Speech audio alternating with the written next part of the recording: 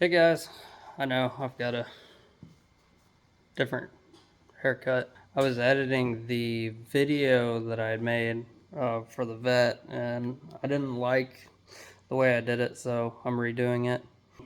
Gonna get into it, just kind of do a little bit of an overview, kind of tell you what I have done to it. So I bought it back in March. He said it ran, but when I pulled up, the battery was pretty much shot and it wouldn't turn over all the way. I ended up picking it up for $1,200 and towing it back on a U-Haul trailer. I charged the battery up. The battery was, like I said, it was shot. So I started there, put the battery in it, and it fired up, but it was kind of rough. And I was kind of trying to decide what it was. And I was like, well, before I go digging too much around, it kind of seems like a fuel issue maybe. So I pulled the cap, or pulled the sending unit out, and it was rusty crusty. So I put that unit in. That's I don't know, I found it on Amazon, some sort of just a drop-in unit and a upgraded pump. Do some power mods to it. So yeah, it's got the crossfire injection. I know it's not the greatest, but the thing is, this is my thought process on it. The block is a 350. It's just a small block 350. Now, yeah, you got to do heads, you got to do whatever, but it's still a 350 Chevy. There's a lot of things you can do for cheap to get more power out of it. Pick it up cheap, $1,200, and then I can put money into it, and it'll be, obviously it's going to cost me more on the back end than if I had started off with a 1990 or even a couple years after with a manual. But the ZF6 is kind of it's not, it's just hard to come by parts for them, and I was kind of concerned about that. So I was like, well, I'm a pretty good fabricator, so I figure I could come up with something to put a different transmission in. So I got it running with the new fuel pump and charging the battery. I had like $100 in it, and I dinged around. I had some fun with it. I had some old tires on, or it has had some old tires on it, and so I was like, okay, so now the transmission's acting kind of funky. It had a 700R4. Yeah, I'm pretty sure it was a 700R4, which it's not a bad transmission. I just don't care for automatics really. So I was like, well, it didn't have reverse. It wasn't shifting all the gears. I was like, well, I'll drop the pan. I'll see what I got. I'd read a little bit. I got a couple gears back when I put some fluid back in it, but I still didn't have reverse. And I was like, well, we'll just drop the pan. We'll see what we got. So I put it up on the lift, dropped the pan, and there were hard parts in it. So I just put that back on. I wasn't going to mess with that. I knew I already wanted to do a manual swap, so I was like, I may as well go ahead and do that. So I threw it up on jack stands, pulled the transmission out, and started looking on Facebook for a transmission for this thing. And I already knew I wanted to go with the T5. Didn't really matter if it came out of a Mustang or if it came out of a Camaro, because it's basically the same. I mean, the Camaro does have the so like this will be the normal transmission layout for like a Mustang, and the Camaro's is slightly tilted in towards the driver, so that's kind of nice, I guess. I don't know, but it really didn't matter otherwise. I could adapt a Mustang one to go to a Chevy bell housing. Wasn't a big deal. I could get a different output shaft or pinion. No, yeah, pinion. Yeah, output shaft, pinion, whatever, for the universal joint. So I got one that fit in there when it went to my Chevy drive shaft. I picked it up for 800 bucks. Transmission, bell housing,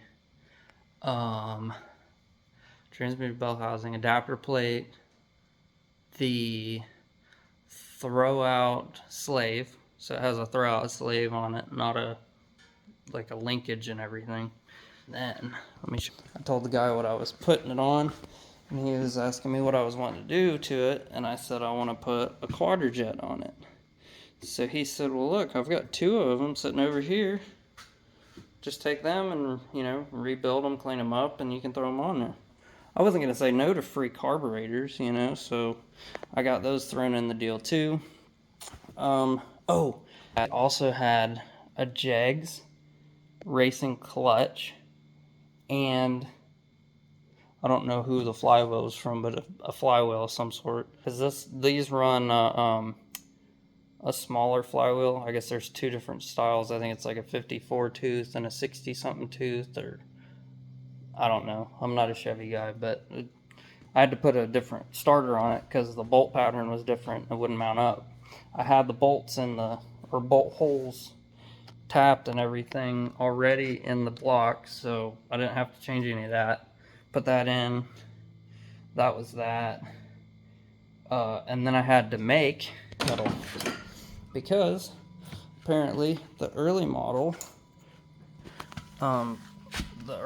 Corvette came with a different clutch pedal than the 90s and forward model. It's a little bit taller, but when you're driving you don't even notice it.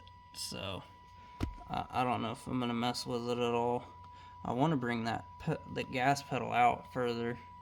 I may do that at some point, but anyway, so that was the big project, to get this all running and driving under its own power with the manual in it. So these run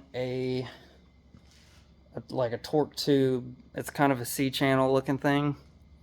So I had to make up a custom mount to bolt up to the cross frame. I'll show you on the car later. I've got access to a lift, but there's stuff in the way right now. When I get a chance, I'll get it up on the lift. I'll do a whole video dedicated to that. Cause yeah, that was a project. So yeah, once I got all that done, I started driving it, got some stuff done, had some fun with it. I've been babying this fuel injection along. There's been, just leaks, tons of vacuum leaks. I deleted a bunch of stuff, capped off other stuff. I had to seal off the intake. I don't know how to describe it, but it's a giant plate. It's like huge. It's this whole piece right here. That whole piece right underneath that is you can kind of see it there, and where I RTV'd around it to seal it off. I know, it's super rigged, but I don't want to put a whole lot of money into this injection system because I'm getting rid of it. So yeah, that's been a whole deal. I changed the spark plugs because they were bad, but I just did that recently. That made a huge difference. I upped the timing to 12 degrees, static. There's a little brown wire here. You unplug it, hook up your timing light like you normally would, check it, and just on the distributor there. It's simple stuff. Plenty of videos on it. What else did I do? I fixed the light. One of them was bad. Those lights are like $14 at O'Reilly's, and it took me like, I don't know, maybe 30 minutes to change it out, if that, because you got to pull that cover off and then switch out, put the cover back on. The motor was kind of working, kind of wasn't working. I think I've been using it enough now that it's kind of fixed. I got coolant in it, just maybe basic stuff. Changed the diff fluid, all sorts of fun stuff, you know, just basic maintenance. This is just a base model. This isn't a Z51. It's not anything special. Kind of nice, I mean, depending on how you're looking at it. Because, I mean, then I can do whatever I want. Nobody really cares, because it's kind of... The kid that was selling it was like, are you gonna... He's like, you're probably gonna scrap it, aren't you? I was like, no, I'm fixing on building it out and doing some things to it and having fun with it. And he's like, oh, I thought for sure someone was just gonna, you know, scrap it and get rid of it or whatever, you know, sell parts off of it. I was like, no, I wanna build it out and have, you know, take it on road trips, have fun with it for cheap. I mean, $1,200. You can't buy hardly anything for $1,200 anymore, vehicle wise, you know. So yeah, this thing had 250,000 miles on it. So yeah, I mean, literally, I mean, the paint's pretty bad. I think if I do body work to it, I'm gonna probably just fix up like just the little stuff, or I say little stuff, the bigger stuff, sand it to where I can wrap it, because I think wrapping it might be easier. I don't know. I still gotta do some research into it, but I put new tires on it. I was gonna road just trip this thing from Florida to Virginia, and like the day before I'd put new tires on it, I took here. Look at they need to be cleaned up again, but I got on the tires thing. The rim was 9.5. I had one tire, or one rim, that was 9.5 inches, and with the wrong offset. And so I had to get a new one to match the rest of the tires all the way around the car. I found one on eBay, got it here. I stripped them. They had been painted. And then I polished them, because I kind of like these. A lot of people don't like them, but I think they're kind of classic to the car. They really fit it well. By the day before I was leaving, the power steering rack started leaking bad. Like there was a big puddle underneath it. I was like, ah.